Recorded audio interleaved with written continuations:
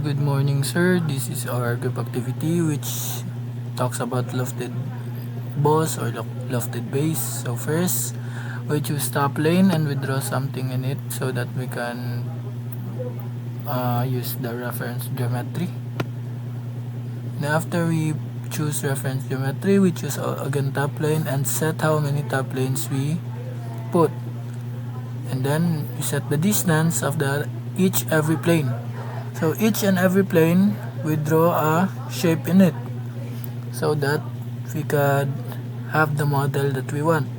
So any shape that you put in it can be converted into the lofted boss. So first we draw a circle in the first plane, which you need to be careful because sometimes if you draw in the next plane and you didn't exit on the previous plane, it will draw on the same plane.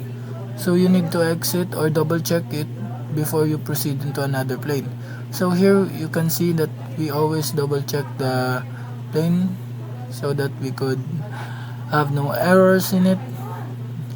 And then we draw again in the next plane.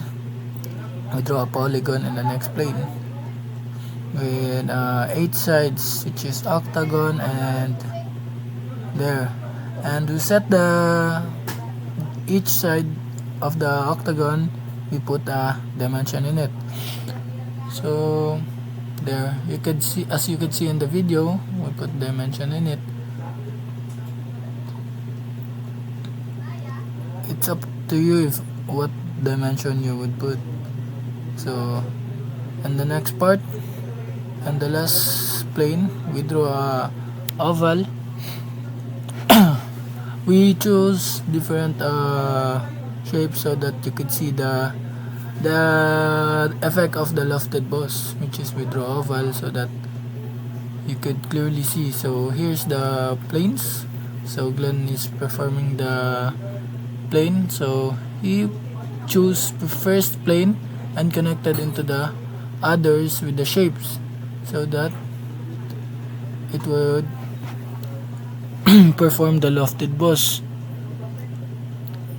So again, as you can see, Glenn grouped everything and removed the plane so that you could see the clear photo of it, and then he put some colors in it, which is it's up to you if you want to put and if it is necessary to put.